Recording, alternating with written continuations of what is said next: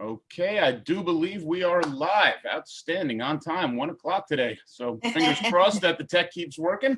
Good afternoon, Piscataway, and welcome to the 11th Crazy. weekly live stream. Hang on, we're having a brief technical difficulty.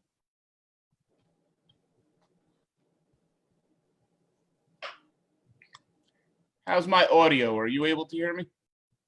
I can hear you. Okay, there we go. So welcome to the 11th weekly live stream community chat with the 2020 Dems on Your Side candidates, and thanks for tuning in. My name is Bill Irwin, and I'm running for mayor in this year's Democratic primary, and I'm joined by council at-large candidates, Kamula Nikki Tillman, Ralph Johnson, and Laura Leibowitz. We are the Dems on Your Side in column A in this year's Democratic primary, and hopefully the tech will continue to cooperate and you'll be able to hear and see us and submit your questions.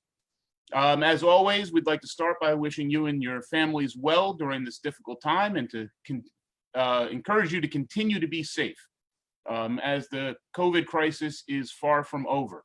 While it is very encouraging to see parts of the state begin to open up, it's important that we continue to follow the recommendations of scientists and medical professionals to prevent a sudden resurgence in the number of new cases, as we have seen in some areas of the country. So please do be safe out there and stay healthy. Where's my, there we go. Well, give me just a moment. My screen share is being a little bit reluctant.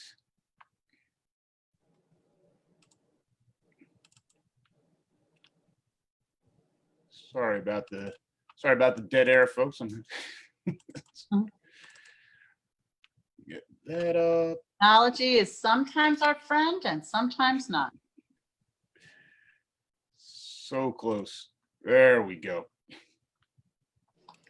Thank you for your patience. Back to the Zoom meeting and share screen.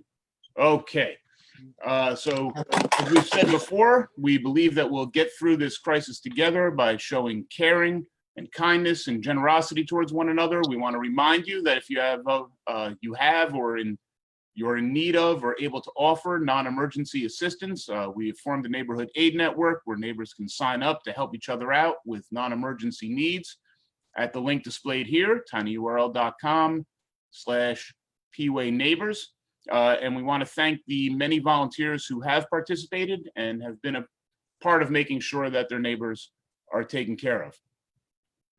We've also continued our partnership with Zion Hill Baptist Church to distribute food to those who need assistance. And we want to thank everyone who's continued to donate food to support their neighbors in need. Our Thoughtful Thursdays program continues each Thursday.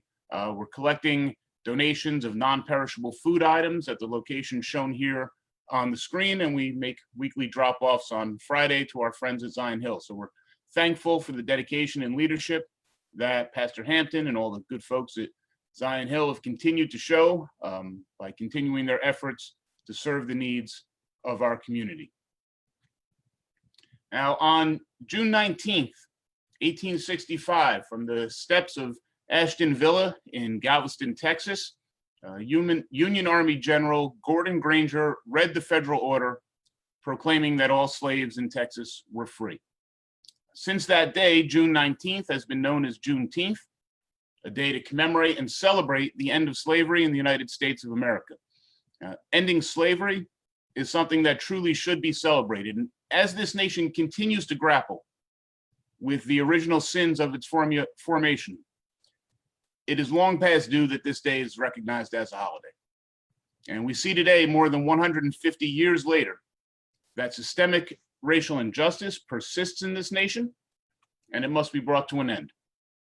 And we call upon all people of conscience and goodwill to affirm the truth of the statement, Black Lives Matter, and to not let another Juneteenth pass without demonstrating by our actions and our practice and our policies that we truly mean those words.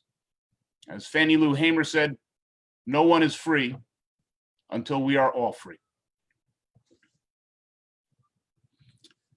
And speaking of hope and progress and change for the future, we want to congratulate all of this year's graduates. We know that this was a very difficult year, and we were not able to truly celebrate you in the way that we would have liked, but we are enormously proud of you and what you have done and how you have persevered under difficult circumstances and how you represent Piscataway. We know that you're going to go on to do great things. You are your families and Piscataway's pride and joy, and we wish you the absolute best in everything that you do. And last but not least, tomorrow is Father's Day. So we do want to wish all of our fathers out there a very happy Father's Day. For all of you, who are putting in the work. I'm looking at you, Ralph Johnson, each and every day. For all of your hard work and sacrifice and everything you do for your kids. Tomorrow is your day to relax and be celebrated and thanked. And we hope you have a great day. So happy Father's Day to all the fathers out there. I just want to pause for a moment. Oh.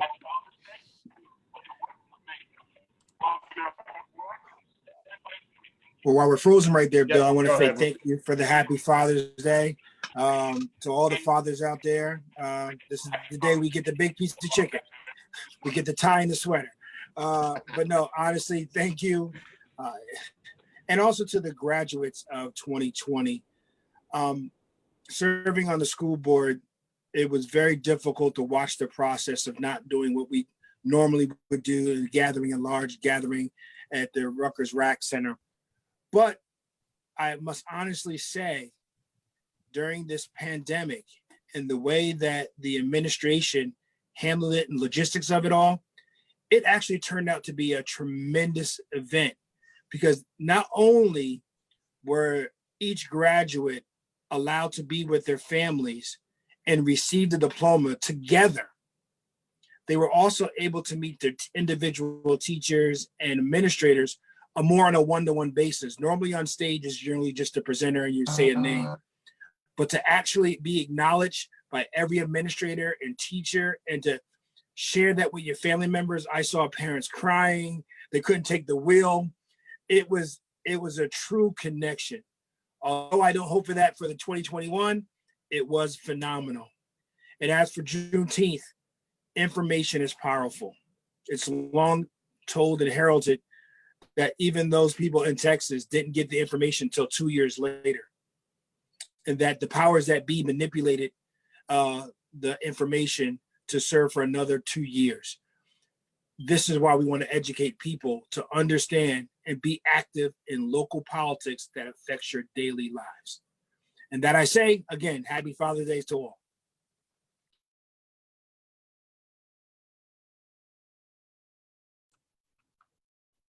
Did Laura or Nikki, did you want to add anything? I was just going to reiterate what Ralph was saying, the importance of Juneteenth. And stay tuned, Piscataway. We're going to be planning for our first annual Juneteenth celebration, June 2021. But yeah, it is important to get information out. And again, that's one of the biggest issues that I constantly speak about is being informed. Information is powerful, but not unless you're able to use it, understand it, and access it. So. And Laura, I see you in the waiting room. Are you trying to switch to another device? Okay, let me admit you there.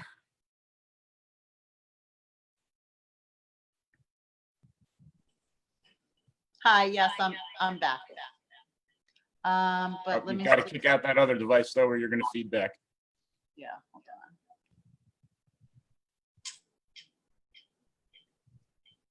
You guys want to go on and come back to me? Well, I'll just reintroduce myself again. I'm Kamula Tillman, and I am a proud member of Piscataway Township, running for Township Council. Happy Father's Day to everyone. Thank you for this opportunity to serve and be on the ballot to represent your voices. And I'm kind of excited about what's to come. All right, so I do want to remind everyone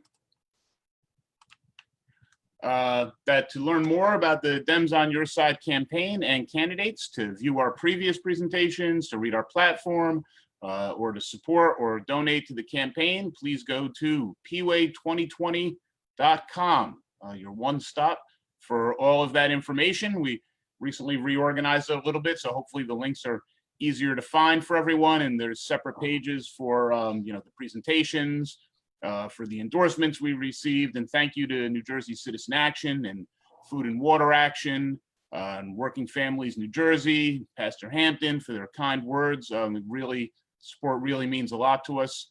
Also, the instances of us being in the news are up there as well. So please check out pway2020.com. There's a lot of great information there. And of course, today's program will be posted at pway2020.com, where you can also find our past programs on the pilot tax giveaways, the environmental issues and community energy aggregation, open government for all, the tax reval scam parts 1, 2, and 3. That was a long topic. Unplugging the Waller machine parts 1 and 2. And of course, the great conversation we had with Piscataways Youth, the open forum where they really got to speak, and it was their voices that we heard that day. And I encourage everyone to check that out, because the kids are all right. They got a lot of great things to say. I also do want to mention, it was brought to my attention apparently a couple of weeks ago. You might have remembered in the pilot tax giveaways program, where we showed how the township had failed to post the user-friendly budgets for 2019 and 20.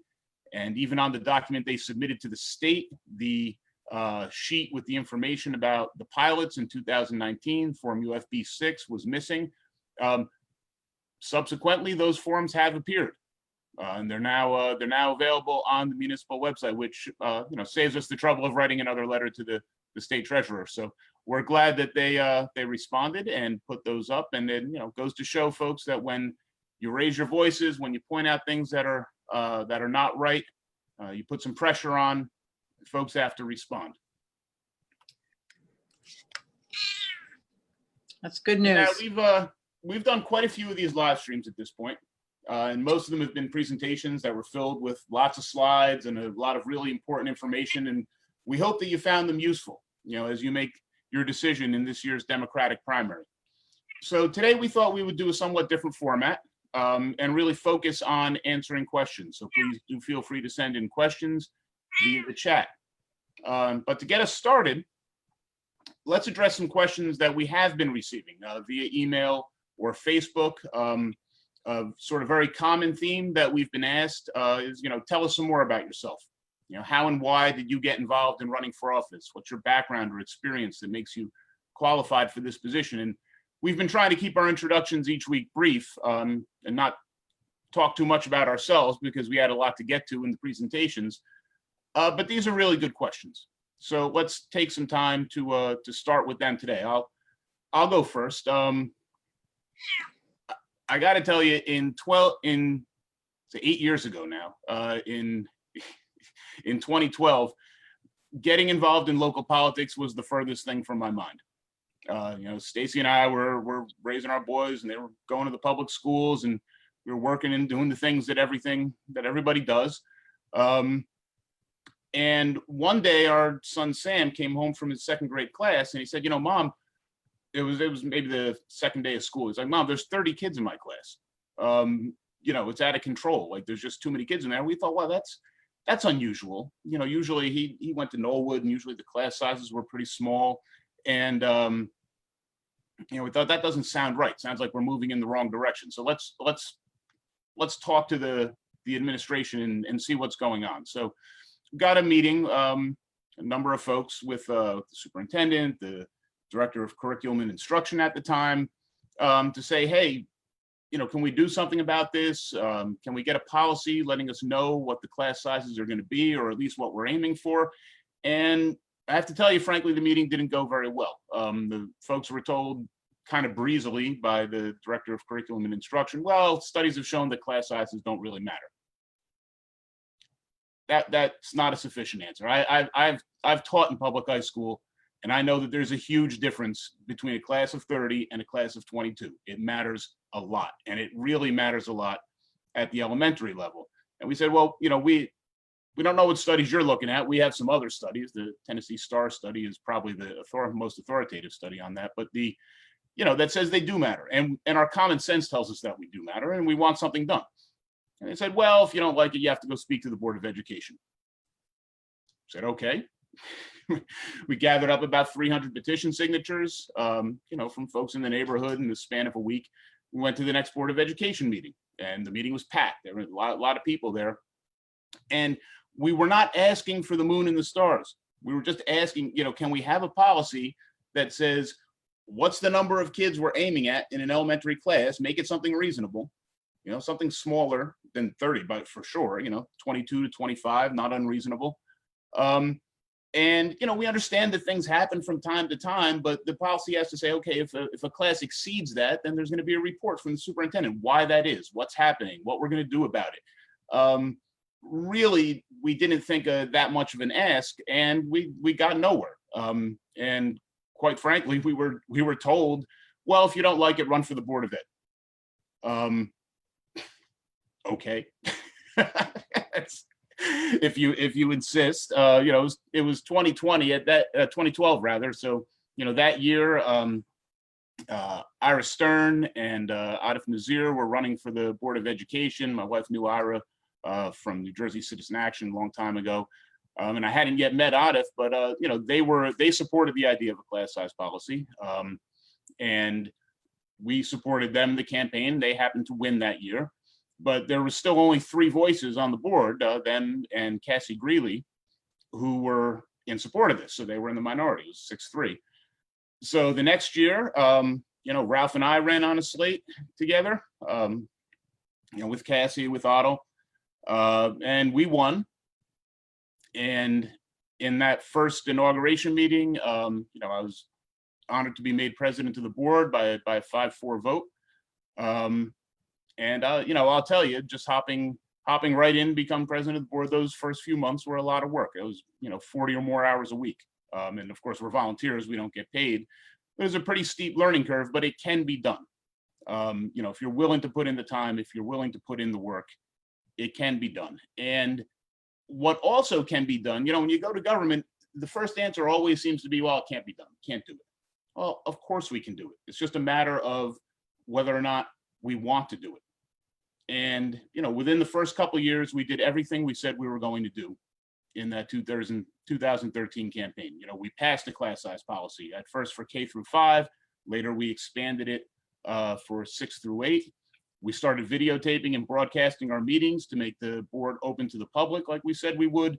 The committee meetings, we got the committees, all those meetings, public welcome, posting the agendas in advance online, posting the reports, the minutes, the budgets in detail. Like, we improved relations with staff, which had frankly hit a low point and needed to be better. And we really focused on how do we bring everyone together, and how do we all pull them in the same direction to make this better for our children. And the financial management was excellent during those years. My background is in education, and also after I taught for a couple of years, I switched to the financial industry. So I have about 20 years in finance.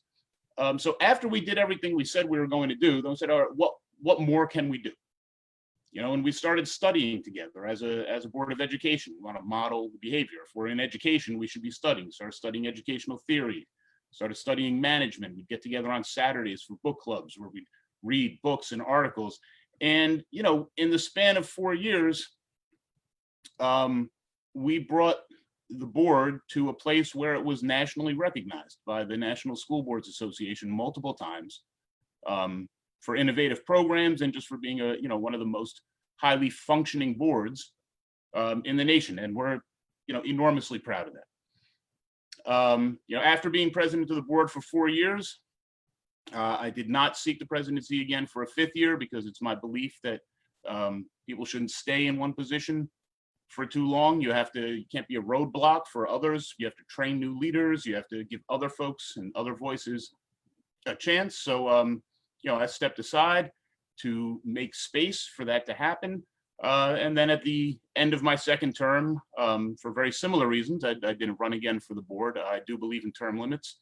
And I think, again, you have to make room for new voices. Now, that's not without some danger. sometimes those new voices come in and they don't really continue the good work that you were doing before, and maybe pursue agendas that are not in the best interests of the district and the children. And we've seen some of that recently, but I'm not going to get too far into that today. So that brings us to, after Trump got elected in November of 2016, my thought was, well, how did this happen? And there's a great many reasons that Trump won that election, but I thought that one of them is that over the years, starting in the 90s and continuing on through the 2000s, the Democratic Party had really kind of lost its way as being the champion of regular folks. It had become a little too close to the sort of big money interests and corporate interests that control the Republican Party, and started to look a little bit too much like it. And I'm talking about the old Republican Party, not the Trump Party. That's Trumpism is fascism. There was a time when Republicans and Democrats could have reasonable conversations, and hopefully we can get back to that again. So really, the day after that election was the day that the Piscataway Progressive Democratic Organization was formed, and the thought behind it was that we needed to bring the Democratic Party back to its roots, as the champion of regular folks. And we needed to get the big money influence out of it. We needed to give people, an alternative, give them something to really believe in, give them government that truly represented their interests. And, we don't believe that won't happen in a vacuum. You have to have challenges in primaries. You have to have a real debate. You have to have choices. You have to have candidates. And so that's what we started doing. Then we started running candidates in various elections after that, and we've continued this year. And this year for me, some of it is deja vu all over again. We're asking for some very basic reforms in local government, some no-brainer obvious things. Broadcast the meetings, be open. It's not a good look when you don't. It looks like you're hiding something when you don't invite folks to participate. Reform the committees, commissions, really make government participatory. Listen to the voices of, the residents that you serve. We believe that government needs to serve the voters and the people, not the other way around. And that's how I got involved. I could go on, but I've talked long enough, so I'm gonna turn it over to whoever would like to speak next. I'll jump in, Bill. And thank you so much for sharing that story. And I think it's really important for people to understand the motivation behind why a random citizen would step forward for an unpaid position to dedicate their, very small amount of free time that we have to serve people in the community. So thank you for your story, and thank you for your service on the Board of Education.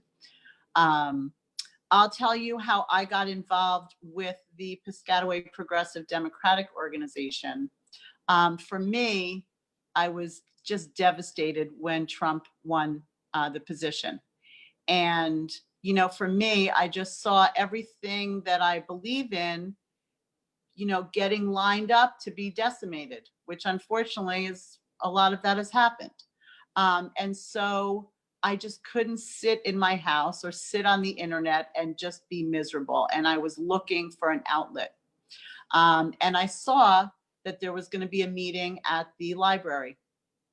And I went to the meeting and I felt so refreshed and rejuvenated that I wasn't alone, that there were people there that had the same thoughts and beliefs that I did. Looking for the environment, looking for, justice, looking for social action. These were all things that are so near and dear to me. And I was very happy to be with people that were like-minded. And when we started to talk about it, I'm not going to make a change in Washington. That's not going to happen. but I can make a change here in my town where I live and where I've lived for 16 years now, and where I've worked for over 30 years. And so, we started talking, and then I was then ran for a little bit later, fast forward, county committee person in my neighborhood in 310 in the beautiful Possum Town section of Piscataway. And what happened right away? I learned, as we are learning every day as we're in this process, that there was a committee man and a committee woman.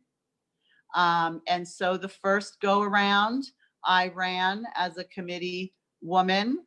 I lost by a few votes, but that was okay. I came back around the second time and we were able to make change. And this is still something that is ongoing, and I'm very proud of it, that system is going by the wayside, and that the two strongest people, regardless of their gender, can run and, hopefully win positions to represent their town, their part of town, to the town, and then also to the county. So now we're going to start to move our choice and our power and the interests of our neighbors up to the next level. And so all of that has been the start of my political process. And so what's next? Now, yeah, I've seen what my neighbors want, and I've seen what goes on at the county. Now, yeah, I want to be able to represent all of the town of Piscataway, because I have friends and neighbors across the whole town, not just in my section of Possum Town. And the changes and the ideas that I have and that all of us have are good for everybody in Piscataway. And so that is my political journey. Thank you for listening. Wow, this sounds like deja vu all over. Can you guys hear me okay? All right. For me, I actually started getting involved by being my children's teacher and mentor at home. So I translated my expectations and my values to what I liked and I saw happening in my community. Participating in PTO, sports leadership role as a team manager, as a Sage mom with soccer, classroom mom. So just the little things, because I believe that any type of contribution you can make to your community is significant. So I started out there. In addition to that, I ran for school board. I think it was 2009, and I lost. It was about 4 or 5 candidates, all of us, which we ended up becoming very close and shared a lot of common goals, but we were running against each other at the time. And that's the beauty of politics, that even in a 4 or 5 way race, many of us joined together and found that we had a lot in common. And even after our defeat, worked collectively to do things in the community. Fast forwarding, after not winning school board, I continued to remain active and involved in the community, but in different ways. I helped my mom pursue Piscataway School Board in a lawsuit against the special services. I actually wrote a case for OLA regarding students with disabilities and the services that they had access to. We actually lost on a technicality because I'm not an attorney, I don't know anything. I did receive a well-written letter of commendation of how well I was able to present that information as a layman, not being familiar with all the laws, but just understanding that if I had access to information and I understand the circumstances of which I feel that something's being done unfair, I have a voice. And having the law beside me allowed me to go and pursue that case. I then began to continue to stay involved in my community because I began to love where I lived. Like, I love Piscataway's diversity. I love the access it has to shops and entertainment and roadways to get anywhere I wanted in the state. But then we moved and we celebrated with Barack Obama. I also ran as county committee after we elected Trump, not we, but the President Trump was elected. And I band together with Laura and Stacy and Bill and a couple of others in her living room discussing our same frustrations. And the thing that stood out to me was something Bernie Sanders said about taking back our voice. It's something we gave up with the expectations we were going to get something in return. And after realizing I was played, I decided I'm going to take my voice back. I'm going to align with people who at least will listen to my concerns and my needs, even if we don't always agree. I believe there's power in dialogue. It's a form of communication, but it's also a form of information. You're informing each other about your concerns. And then in that information and in that dialogue, there should be some common ground. Well, I found common ground with the Piscataway Progressive Democrats. And in that platform and with that organization, I became empowered to do exactly what I wanted to do. And that was take back my voice for those who did not no longer represented it. I felt that they had detached themselves from me after voting loyally Democrat, and just assuring that this time is going to be different. This time is going to be different. Even though it's the same people, this time something's going to be different. And it wasn't. I decided to never again let what happened in the 2016 presidential election ever happen again in this country. And I vowed to never let it happen again in Piscataway, that you would have my voice and never do anything with it. I joined the Piscataway Progressive Democrats as one of the founding members. And that for me is the proudest moments besides having my children and becoming baptized in my life, because it truly has empowered me to say that there's so much more that I could use my talents for, and that I can encourage others to do the same simply by being myself. I'm not here to put on a show for anybody. What you see is what you get. I just love this community, and I wanted to be able to do something to continue to make it better. But to make it better means I had to recognize that there were a lot of things that were wrong, a lot. And just because something's been done the same with experience for over 20, 30 years doesn't necessarily mean it's been done right. Recognizing that there were things that could have been fixed or maybe improved, but never having that opportunity only fueled me even more.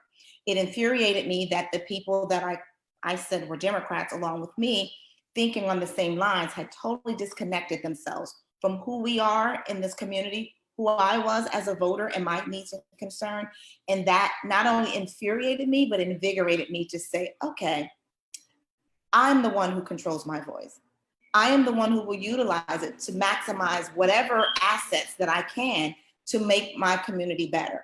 And I decided to run as a county committee person in 2017 in a season where we, in that year, not only increased voter turnout, but we also had a slate of awesome, diverse residents from this community.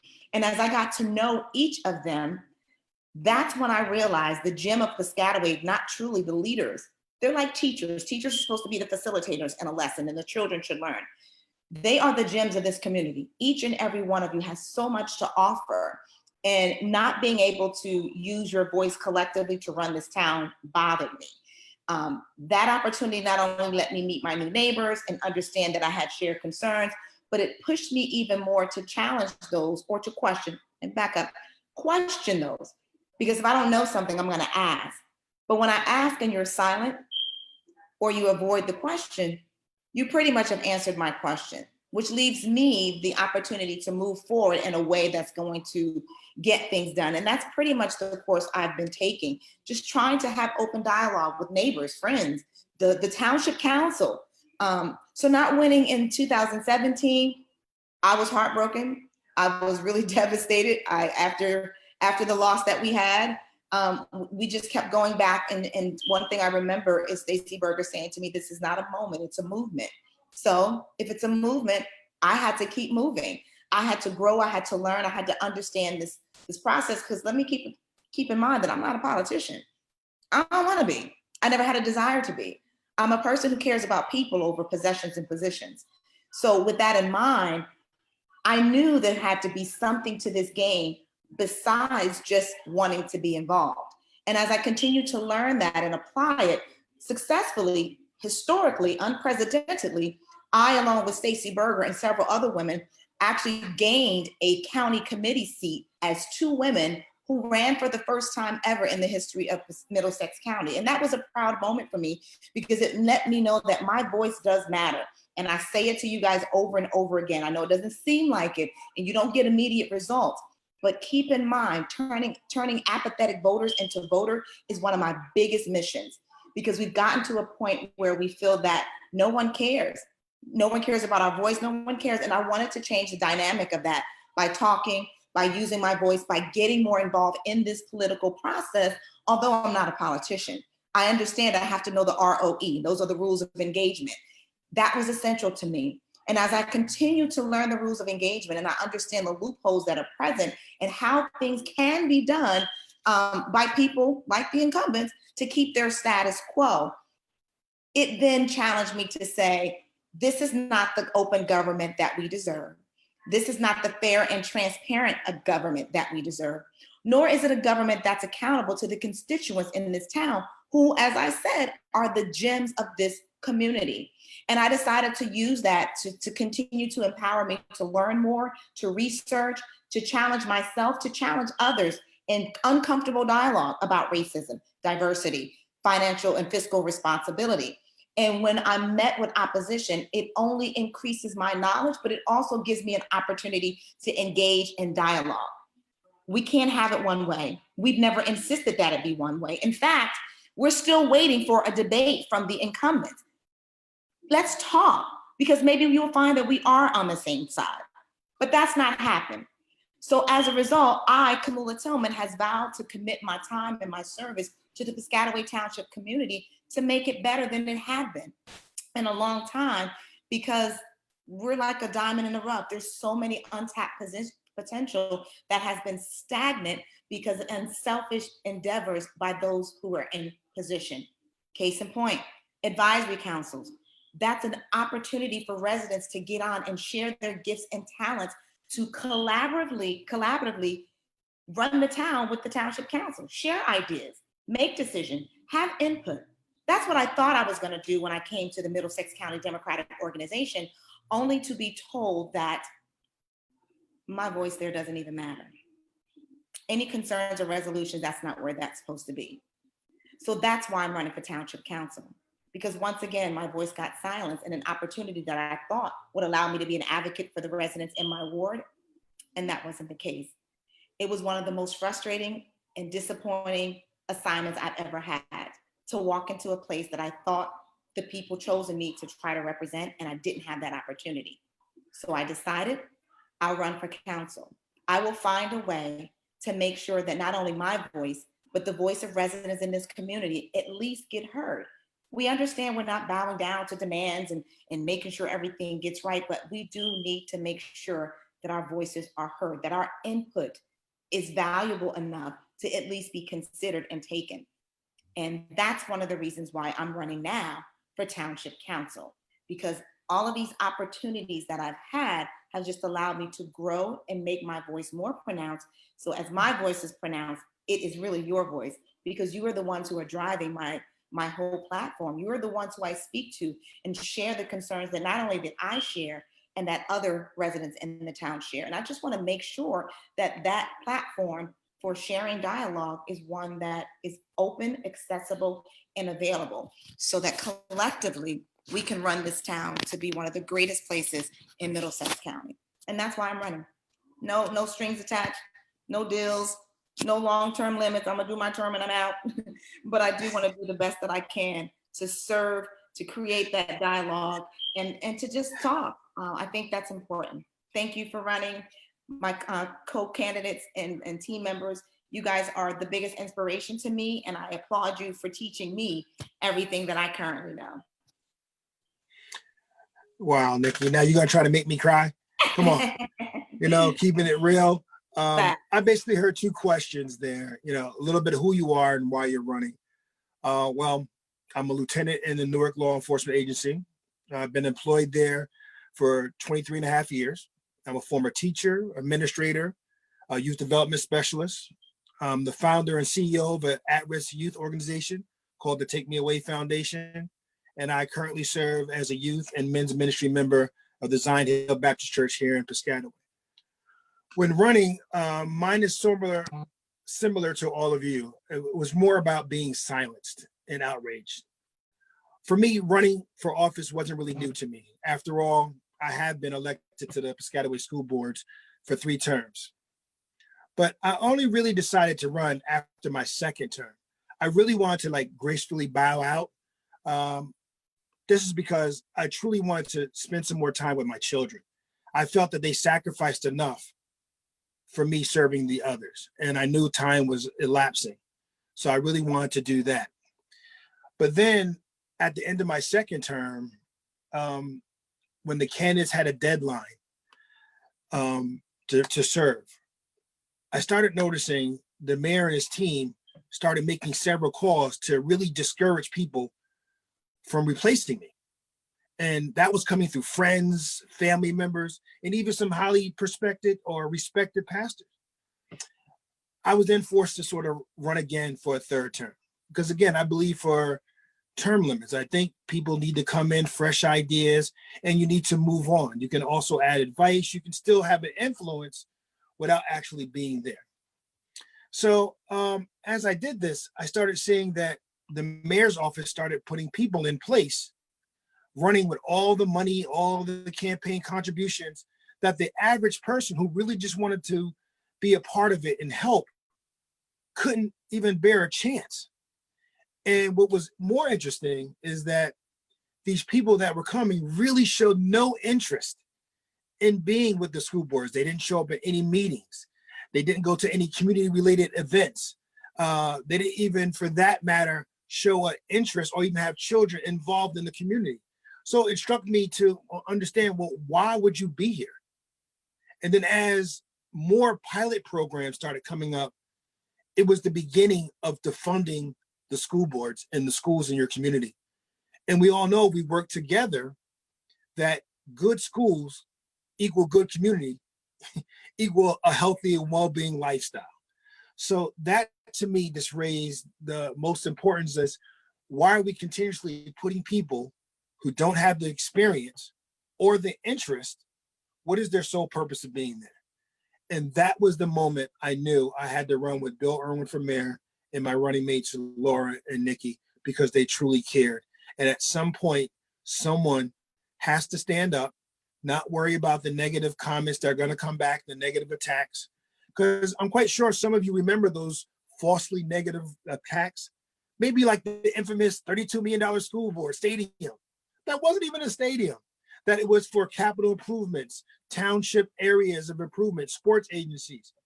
That wasn't even up for question. And I remember running for that third term and all these seniors coming, I'm here to vote against the school board. It's $32 million. You're raising my taxes. Where's the question? There is no question, ma'am, sir. It's not even up for a debate. It was actually only raised, as true government does, is to look into the matter, draw up plans, and then bring it forward to the citizens. It wasn't even in that stage. And miraculously, we have a $32 million community center that's supposedly built without your taxes. Come on, people. Someone has to speak for you. And that's why I'm running for a city council. Bill, do we have any other questions, or can we move forward? We have gotten actually a couple of questions in on the live stream. The first one, of course, the very right away, the challenging question, what will you do to stop overdevelopment and lower taxes in Piscataway? I think there's a couple of things we need to do. First of all, one is to understand the sort of nexus between overdevelopment and the pilot programs. Right. Pilot being payment in lieu of taxes, for anyone who hasn't watched that previous broadcast. Now that the UFB is up for 2020, we can see the difference between what these programs are paying and what they would be paying if they were taxed at the regular rate. And it's about a third. Right. It's a little less than a third, 2.4 million versus like 6.4, 6.5. I don't have the numbers right in front of me. But I wouldn't mind a 2/3 discount on my taxes. But I'm certainly not getting that, and neither are you. But the folks that are building warehouses are. And when I say the relationship between those things, these warehouses are going up all over the place, and they're continuing to go up. Drive around town, you're seeing lot after lot get cleared, lot after lot for sale, for lease, available, 200,000 square feet, wherever, coming soon, 2021.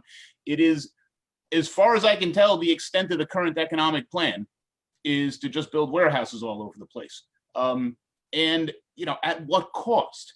And like every square inch is getting developed into these things, and it's being encouraged by the current leadership, right? If you give somebody a 2/3 tax break, like, yes, they're more likely to build there.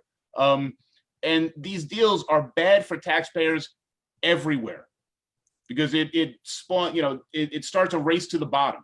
Like, okay, well, I'll give you half off, and the next town says, oh, I'll give you 60% off. Well, I'll give you 70% off, and everyone's tripping over themselves to give bigger and bigger tax breaks to get these developments built in their town. For what? I mean, what's the real benefit?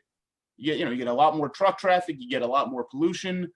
Some of these warehouses are they're right next to residential neighborhoods. Like all the folks that live in the apartments over by 150 Old New Brunswick Road, the Lukoil, I'm sure they don't really want a 200-bay truck warehouse in their backyard. Like that's not what people really want. And of course, the counter, the folks in charge will tell you, well, that's $2.4 million extra revenue coming in that would not have come in if these pilots weren't in place.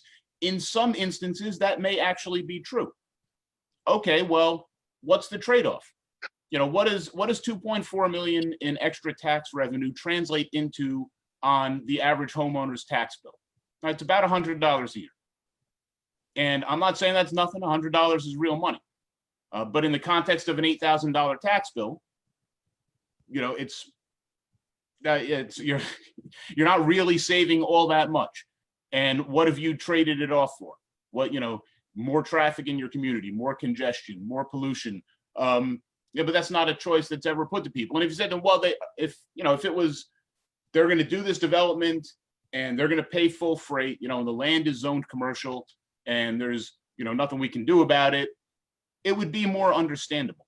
But when you're encouraging it by giving them, you're not obligated to encourage it by giving them these huge tax breaks. That's why you see it happening all over the place. So, that's one thing to understand on overdevelopment, and it's important. We need to understand what's happening, as Ralph mentioned, these pilot deals, the revenue from it, 95% goes to the municipality, 5% goes to the county, the schools get cut out entirely. So what happens? All this new, this supposed new revenue stream coming into the town, well, none of it goes to support the schools, which then forces the schools and the school board members and the administration to raise taxes in their budget to meet their budget requirements. And then the council wants to turn around and say, well, look, it's the school board raising your taxes, not us. But even that's not true. Even that's not true. You look at the actual record of tax increases over the last several years, and we did a 3-part series on that. Yes, the tax rate went down. The assessments went up by more. Average taxes went up every year anyway. So, we need to stop playing this shell game with folks. We need to be honest about what's going on. And we need to be transparent. And also, when you get to the end, well, how are you going to lower taxes as opposed to not? That's a difficult question, right? I know as politicians, everybody, we're supposed to say we're gonna cut your taxes to the bone. Well, we'd be lying. Any politician in New Jersey or in a municipality that comes and says, "Oh, I can cut your taxes by 10%," they're lying, right? Look at the budgets. I've gone over every audit. Every financial statement for the school boards extensively for years for Piscataway, and we found places to save money. We saved millions by changing how the original plan was to roll out the iPads. We saved, I think, another $5 million by utilizing grants on construction. There are ways to save money. There are ways to streamline operations. But when you actually look at these budgets, a lot of, the vast majority of the money being spent is contractually obligated. But the school board also saved money and gave money back on 2 occasions to the township. Yes. Wasn't it about $1 million? Yes, So and, that's yeah, good fiscal that's good fiscal Yeah. responsibility. So right, I we mean, didn't utilize banked cap. Absolutely. We got extra money from the state and just turned around and gave it right back. Because we said this money wasn't budgeted. It's not like we already have the money we need this year in the budget. We got extra money. Okay, we're going to give it back. I mean, when's the last thank time you guys? We thank you. you saw that from the town? So There's let's have a conversation together, as like a real conversation together as a community. All right, here's what the budget looks like. At both the school level and the municipal level. Here's what the money is being spent on. If you want to spend less money, as a community, well, start telling us what, what's going to get defunded, where are the cuts going to come from? Like it's too, it's too facile to just say, well, just cut the budget. Just cut that. Like that, government, it gets spent on real things. So we have to be honest with you. We have to have a serious conversation. I've probably gone on too long on this. No, Bill, that was awesome. I just don't want you to gloss over the fact that the school boards, using good financial sound advice, created a budget that they felt was adequate and covered all areas. Then the state gives additional money. This was over 2 years $1.5 million, 2 years in a row. That who wouldn't, if they got $1.5 million, not take it? But the school boards with good financial sound backing said this goes to the residents. There are residents that don't have children here, that are senior citizens that need that money. And never once did we publicize it, talk about it, make it a big deal. It was just the right thing to do. So I don't want to kind of glance over that. Right, and that's a good point, Ralph. Oh, Laura's got her hand up. I'm sorry, Laura. Two things that I wanted to speak to in that question. Number one, as a teacher, I have a plan. And so when you're working in a township, you have a master plan and you have a development plan. Where are we now? 1 year, 5 year, 10 year, 20 year. I know several years ago when I first started to attend meetings, because of course I couldn't stay home and watch them because they're not televised. And I asked, it was when we first started to ask about the big warehouse at the on Plainfield Avenue. And I asked, do we have a township master plan? Well, yes, we have a township master plan. All right, so I had to Oprah that, Open Public Records Act, and it was 20 pages of just, it looked like, just a gobbledygook. Didn't say anything, it had no direction, there was no meaning to it. It was just a lot of, and therefore, and so on, and et cetera. So number one, when you come in, you need a plan. You need to know where you are and where you're going. Number two, if I can just speak personally, right now in Possumtown, on Possumtown Road, there are 20 acres for sale. Those are the 20 acres on the same side as the Birch Run developments, as well as the commercial developments. At the back of the Possumtown neighborhood, where Bristol hits Bakeland, there are in the back, directly across the street from the big new Best Buy warehouse, there are another 4 acres for sale, that property is all backed up into industrial zoning. So my concern, again, is what is our plan? And for me, you have that graphic where a butcher has an animal and they're just all the slices of, like, here's the porterhouse and here's the T-bone. This is what I feel like we're doing at Piscataway. We're just slicing it up and handing it over that butcher counter to whoever, is just getting in line to take up our property. And, just in my own neighborhood, on the other side where those 20 acres are for sale on Possumtown, there's one older home. It's been there for a long time. It reminds me of some of the other homes in town where, developers are knocking at that door. What can I do? How much can we offer you? What can we do to get you out of here so we can just add your property to, another development, whether it be industrial, warehouse. And so that question really hits home. We need a master plan with today, tomorrow, and 5, 10, 20, 50 years. And we really need to look at what are we putting into our properties. So thank you for that question. Thank you. And I just want to point out, we always wonder if, are we going to go over on time? And of course we are. We're well into it. So I want to make sure we get to all the questions, though. We have a couple, I think, that are pretty quick answers that came in. One was Well, let me rewind it here. One was on historic preservation. Will you help register the Miller property so it doesn't get destroyed? I think that's a straightforward answer, and that is yes. We are in favor of preserving history. We're in favor of preserving open space. We don't need every every square inch developed and all that. So yes, we are in favor of that, and we'll get something done with the HALP reform. It's been far too long. That needs to. We're going to keep putting pressure on that, just like we did with the community center. And eventually, after 45 years, all of a sudden, they got pressured in 2017. Now something's getting done. Well, the HALP reform is next on that list.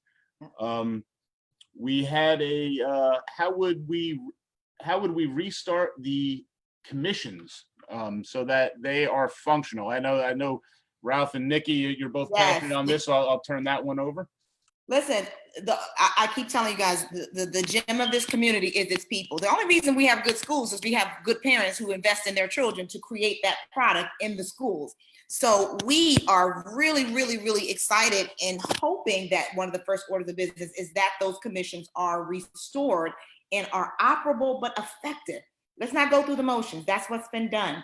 So restoring the commissions is a big part of really getting your voices heard, using your gifts and talents, maybe not in a way in an elected position, but a way that you can contribute to the community that you live. It's nothing more fascinating and humbling to see something that you and a group of others in your community thought of and see it come to fruition, like a dog park. We don't have one. We got to go to Metuchen and Edison, a farmer's market. These advisory councils are just that. They are designed to have residents bring their ideas to advise the township council and the mayor of where they think these opportunities can exist with the town. Now, they could be accepted, rejected, or delayed, but at least there's that dialogue and there's that opportunity to serve, to see things around you. Leaders can't do it all by themselves. That's why a president has his cabinet members. They have to delegate. In our town, those advisory councils serve as our cabinet. They actually help to give us another insight or another set of eyes on what it looks like to be a resident in this community and what it means to be a resident, and then put those ideas towards the people who actually make those decisions.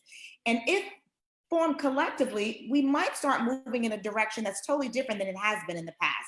So I believe that the commissions and the councils and the advisory councils are critical to making this government open and transparent, because you're saying that I value your voice. I want to give you an outlet to use your gifts and talents to do so. So definitely the advisory and council commissions are first order of business in the town, because I strongly believe that the people here is what make this town so great. Without a doubt, Nikki, it's about activating it. Currently, our commissions are just pieces of names on a piece of paper that don't actually meet. So yes, getting them activated, and especially for me, getting into that senior community, that youth community, and also working through interfaith community service programs. Community service should be your number one priority of always giving back. The first thing you'll go to when you go to the senior community center, the very first thing everyone that's there will tell you, this is not a nursing home. We are an active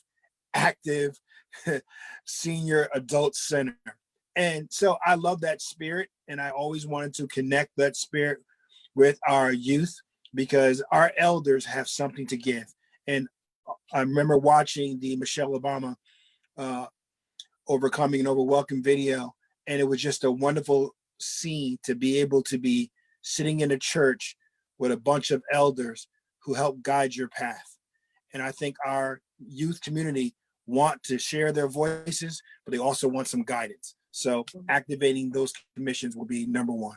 Yeah. Also, we can't forget our small businesses. There are a lot of small businesses and even our local businesses who are also feel are neglected. So again, these commissions serve as a platform from every facet of our community to kind of work collectively with our government. Wow, that sounds like a multicultural small business day. Oh, hey, let's do it. Absolutely, and we do have another question that came in, and we're gonna get to questions. We're gonna go a little over, because that's what, you know. Look, we've got time. If folks want to send in questions, we're happy to answer them. Although I don't have too much time. I got to get to my son's graduation party today, but that's Bill, always wearing the hats, man. I'm telling you. Yep, get that Little League jersey back on. I did want to add just to what Ralph and Nikki said real quick. It is vital that these commissions, these committees be open to participation from all members of the public, not just folks that are going to get appointed, by the powers that be. And then, if they don't agree with the powers that be, or they push back on them, all of a sudden they're not invited to be on the commission anymore. And we've seen that happen, and it's a problem. It's wrong. The school board committees, those meetings, they're open. They're open to come on in, and let us know. And, it's important to get different points of view. I'm thinking particularly on the fiscal planning and operations committee meetings. I went to every one of those when I was on the board. And, a couple of my Republican friends are on that committee, right? And we don't agree on everything politically and a lot of big topics, but they came with an open mind in terms of how can we do things efficiently, financially. How can we do what we need to do for the kids, but do it in a way that is fiscally responsible? And they would push back, and it was good. We'd have a lot of back and forth. And I mean, so look, sometimes, God bless Tom Connors, who chaired that committee for a number of years. Those committee meetings would go on for hours. And which is why it's so important that the council has committee meetings that are open to the public, because that is where the work gets done, right? When you show up at the meeting, the business meeting, at least on the school board, I don't know if this is happening on the town council because they don't have committee meetings that are open to the public, so who knows what they're doing. But I know that at the school board, the things that were on the agenda were discussed for hours in committee with members of the public, and recommendations were made and changes were made, and we read everything. We really studied what was going on, and that's where a lot of work gets done. And the folks people have to see that work getting done, and they have to be a part of it. So anyway, we got a question. How can we get more jobs and services and training for young people? I'll turn this over to the council candidate after just saying, look, we need to invest in our youth. That was made crystal clear to us in our conversation with the young folks last week. They need a youth center. They need a physical space. They need a place to go where they can be themselves. And then, once they're there, then have access to all sorts of other resources, financial literacy. How do we help them with entrepreneurship? How are we helping our small businesses locally? What are we doing to encourage folks locally to hire locally? What role can we play in that? Where's a youth commission? How are we allowing their voices to be amplified and be heard? So those I think are a few very important things, but I don't want to talk too long. I agree. Oh, sorry, go ahead, Laura. I would say, oh, sorry, Nikki. Who's talking? Okay, I would just say, in terms of community service, this is something that I've been passionate about my entire life. I'm a member of the Kiwanis Club of Edison. I actually was a member of the Kiwanis Club of Piscataway. We chartered a membership here. Kiwanis Club is a service organization that commits itself to serving children of the world locally. I've run our Key Club here at the high school for over 30 years. So community service is very, very important to me, starting with my volunteerism in high school up until today. I run an organization for students with special needs at our high school, partnering them with their typical peers and giving them opportunities to experience everything that any other public high school student would engage with. And I also have worked with Attach Avi, providing opportunities for young adults and adults with special needs to be out in the community. We've partnered with the Elks Club in town. So community service, this is 110%. And I know one of our young people last week spoke about how that should be a value that we put forth. And as a council, we can decide through engagement where our resources are going to go. So if we have a community center, and our people spoke so passionately last week about the space, the freedom they felt there, and the access that they had to things that they didn't have in their homes, that they could get in a youth center. And so these are things that we can do by directing resources to places where we place our values, and community service and supporting youth is certainly one of those. And don't forget our retirees. I had a couple of retirees who said, hey, can you get me a job here local? I don't want to travel too far.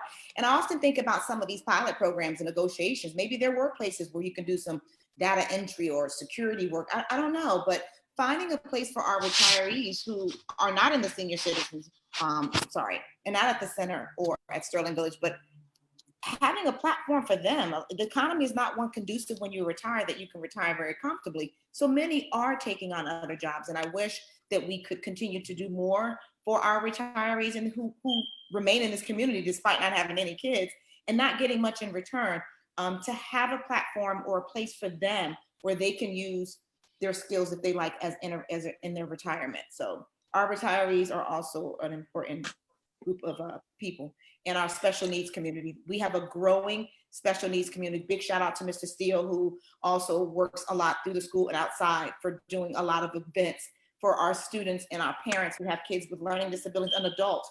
There's not a lot of opportunities for special needs adults in the state. It's once they max out, it's like not much there.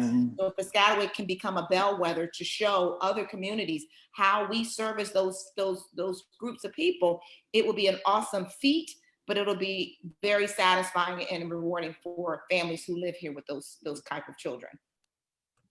Excellent. Yeah. Thank you all very much. We had another question come in. Road widening is changing the character of our older streets. Won't this encourage speeding and accidents? I want to address this for a moment, and I'm going to address it by way of a story. And it's about the school board, and it's an ongoing topic, so it's something that Ralph can't talk about, but I'm not there anymore, so I can. One of the first things that happened when I became president of the school board, shortly into my first term, I was just handed something to sign, right? Oh, hey, Mr. President, we need your signature on this. I was like, well, let me read it, and it turned out to be, it was an easement. If I sign that, the township was going to be granted an easement over by Arbor School.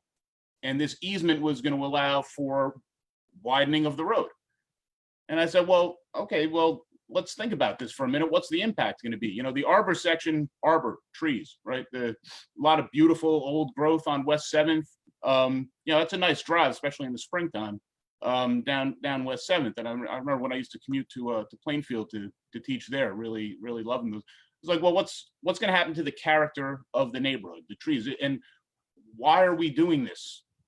Anyway, so I started to look into it more. Of course, the contract was for CME, which is, if you look at the pay to play, they're all over the place. They were going to get $1 million out of this, and some other folks were going to get some money out of this. And I was like, I don't really know if we need to do this. What's it? And so I raised a bunch of questions on it. I said, look, we need to know at the very least, because nothing ever gets done on time around here. When's this going to start and when's this going to finish? And how disruptive is it going to be to the students that are trying to get to school, and the families in the area? And what's the rationale behind it? And exactly how far are you coming onto the property? And how many trees are going to? So I raised a whole lengthy email of questions, right? And it suddenly just went away. Like I just didn't hear anything about it for like a year, maybe more. And then it came back around again. And this, I think, was around starting to get into the context of the 2017 elections, right? They raised this easement issue again. I was like, all right. And they're like, oh, well, you're not really going to lose any trees. I was like, I just don't believe you. So, the board had a tree specialist come out with the plans, us, the specialist, the CME engineers came out, and we walked up and down the area. They're like, well, yeah, this one, and this one are going to have to come down. These can stay, but they're going to have to get cut back for the utility wires. And the tree guy was like, yeah, that tree will die within 2 years if you do that. You'll just have a bunch of dead trees out there. And they're like, well, we can plant these other trees. I'm like, well, how long is it going to take them to grow to look like this tree? 50, 60 years. So I said, look, I still don't see why this is needed. And Ed, this is a roundabout way of getting to your question. Things are happening to facilitate other things that we may not need. Like when this route gets widened over by Arbor, and by the way, now the school board has signed off on this easement, is it just not going to facilitate more truck traffic? Is that not at the end of the day what is happening there, and what is happening in certain other places? As you build more and more in traffic, things get widened to accommodate that, but it's being done in the service of commerce rather than in the service of community, which is the wrong way around. It's not being thought of, and surely it will encourage speeding and accidents. Look, speed bumps are another thing that for some reason other towns can manage to do, but it's impossible in Piscataway. I don't know how the other towns solve the snowplow problem, but Highland Park seems to have done it. They have speed bumps, people blazing down Plainfield Avenue or Custer, or Willow. Other towns can do this, but somehow we can't. I don't understand that. But just so folks know, that's going to go down at Arbor. Like, enjoy those trees this year. Enjoy them, because you're not going to see them in the future. And a whole bunch of them are coming down on West 7th. The current school board are the ones who finally approved something. Yeah, we stood in the way of it. We stood in the way of it for years. Well, in 2017, I forgot. Get this. Right. So the election's going on. Waller gets on Eye on Piscataway and says, "Well, we need to make a safety improvement at that traffic light by Arbor School, and the school board won't let us. I don't understand why they're standing in the way of saying." I'm like, what are you talking about? Like, this is a new issue. So they're trying to say, well, the traffic light needs to be replaced because it's faulty. And so the next meeting, we passed a resolution saying we give the township access, whatever access they need, to do whatever they need to do to make this traffic light safe. Right, to fix this traffic. You need to come out, absolutely. Come on the property, fix this traffic light, put a new signal. If you're telling us there's a safety issue, come fix it. We need that fixed. But not the whole big easement that they wanted to knock down all the trees. Right, and that makes sense. Yeah, after that, crickets. They never did anything with the light. Like, it was just a phantom problem for like publicity. Like, they're standing in the way of progress. And now that they've got their majority there, of course, it's passed. It's been signed off on. As far as I know, anyway, and they're gonna, that's gonna happen. And the other thing we said in that year was like, look, here's what we should do. Let's have a community forum over in the Arbor area. The members of the school board will be there, the members of the council will be there, the engineers can be there, the tree expert can be there. We'll invite the community in. We can have it at Arbor School, can have it in the auditorium, let them know what's being proposed, and let us know their thoughts. Because maybe for all I know, the folks that live there would be like, yeah, no, we're okay with losing the trees so long as, traffic flow improves a little bit. I didn't think that's what they would say necessarily, but I was more than happy to hear and let them come and talk to us, talk to the mayor, talk to the council. Mhm. As soon as we proposed having a community forum, once again, the issue just went away. It was never brought up again until they had, a majority on the school board. So Ed, that's a Unfortunately, it's the roundabout same way. pattern that we've identified since we've been doing these broadcasts. The exact same script, same cast. You shed the Mhm. light, they scurry away. Yeah. That's what happens at night when you turn on the lights, right? Right, exactly. So we don't have any more questions from the audience at this point. We're a little bit over time, but not too bad. I did want we had gotten a lot of questions, as you mentioned before, about voting, and I know recently Nikki and Laura, you've both done great videos on voting information. Nikki, I know at least yours, I believe, is up on pway2020.com, and I think it's up on YouTube as well. But if either of you wanted to speak to the vote by mail process for a minute. I try my best to be as detailed as possible. One, to encourage the proper instruction of vote by mail and what it is and what you do. And I think the video really did a good job. Thank you to, I think her name was Samantha, who gave us a suggestion on how to even the particulars of putting it in the box. I mean, in the return address envelope. So little things like that. Again, it comes to listening to the audience and making those changes. Although we couldn't correctly try to put it in the video, I made sure that I posted it in the comments before posting it again. So It's important that you do that correctly because you don't want your voice not to be heard on a technicality. Some people are relying on that, and we don't want that to happen to you. Vote by mail is what we encourage. Yes, polls are open, but we have absolutely no idea how that's going to work with 2 locations in this entire state, along with social distancing. So getting your vote by mail ballots completed using my instructions and turned in ASAP is probably one of your best choices here. All right. I see. Yeah, we may do a part 2 on this next week. So if we get more questions in, I'm sure we'll get more in on the email. But you know, folks, we're excited. If you have questions about voting or anything else, you know, please reach out. We're happy to answer them. I do want to, as Nikki was talking about, I just want to remind everybody, yes, your vote counts in the primary. It really, really counts. You know, the last presidential election, primary turnout was only 18%, right? From 2013 to 15, turnout averaged 3%. 3%, 97% of the people did not participate in the primary. And then when we started running in 2017 to 19, it quadrupled. It went up to 13%, which is still not enough. 87% of the eligible voters were still not making their voices heard. The machine counts on that. You know, they had no opposition 2013 to 15. They were basically unopposed.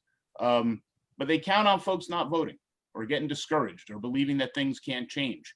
The primary or just not realizing that the primary election determines, that's the real election around here. That's the way things are right now. Whoever wins in the primary is going to go on to win in November. So if you're not making your voice heard in the primary, you're not having, you know, a say in who's on your local government. And that goes for unaffiliated voters as well, who can vote in the Democratic primary. They need to fill out their vote by mail application. To get the ballot, they won't receive one automatically, like a registered Democrat would or a registered Republican would. But there are quite a few unaffiliated voters in Piscataway. And there may be more registered unaffiliated than registered Democrat. It's real close. Yeah, independent. Some of you call yourself independents. Right, an unaffiliated voter. So the term is synonymous. Right, independents. Absolutely, unaffiliated independent should make that clear. Oh boy, I tell you, all right, it's 2:20. There's definitely more that we would like to get to, but we'll be back with you next week. I do want to remind everybody to to find out more, please go to pway2020.com. You can learn more about the candidates, view the previous presentations, read our platform. Folks say, you know, what do you stand for? It's there. The platform's there. And we're going to touch on this more next week, but I can't resist saying it now. When you look at the platform, when you look at the things that we're talking about, like you see some ridiculous comments out there in Facebook land, like, oh, you know, these are the members of the Revolution Party. That's probably the most obtuse one I've seen. Or they're radicals, or they're not real Democrats. Like, look, we want town council meetings and planning and zoning board meetings broadcast for the public to see. We want agendas online. We want minutes online. We want open government. We're not exactly raising the red flag over the barricades, right? This is basic democracy. Right. So yes, we are the Democratic wing of the Democratic Party. Anyway, that's it. So today's program will also be posted at pway2020.com, where you can find, of course, our past programs, as we mentioned earlier. We do want to know what you think, right? We're not the career politicians on the inside, we're the Dems on your side. So we invite you to take an online community survey to tell us about your concerns and priorities for township action. I don't know if that link is on pway2020.com. So no, we gotta get that on. tinyurl.com/pway survey. It may be. If it's not, I'll have to get it up there today. And last, we invite you to get involved. There's some specific links here: PWay 2020 donate, support PWay 2020 to get involved or donate. But again, all of this is on pway2020.com. These are some direct links that you can go to. if you're tired of the same career politicians and political insiders running the show for their benefit year after year, and you want to do something about it, you can. You can start the term limit process now with your vote. And since, of course, we don't take contributions from developers, political insiders and special interests that currently run our town, there's no way they would give to us anyway, but if they did, we wouldn't accept it. If you want to make a small donation, please go to tinyurl.com, P-Way 2020, donate. And I will turn it over for any closing remarks to the council candidates. Just enjoy your Father's Day to all our fathers out there and all those who stand in the gaps of fathers. In addition, I know the weather is breaking and the governor's lifting things, but please practice social distancing. We don't want any spikes to return in our community.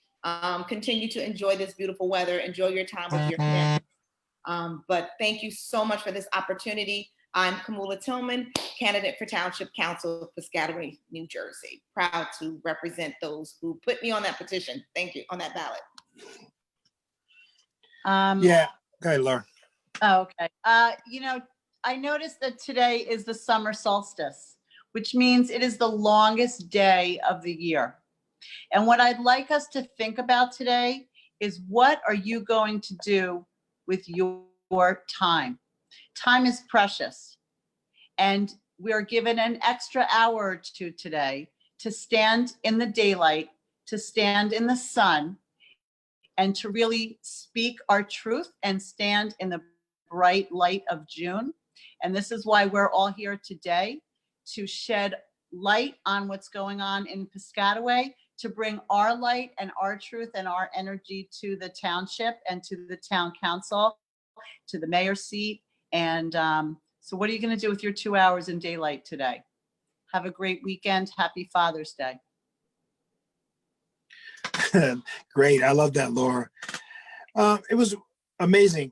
I was reading a lot of social media, and people have always asked me, I see that sometimes you get a lot of support in the community, but you never answer. And that really goes to ethics.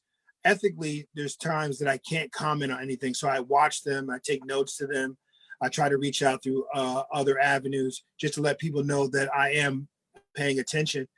But I read something recently that said, going to the 20-year mayor candidate versus my candidate, Bill Irwin, says it's amazing how a person can be a mayor for 20 years and recognize and pinpoint all the problems. But when it comes to election time, they then can tell you how to fix them. But weren't there the people that were in charge for 20 years? And that resonated so much to say to this candidacy.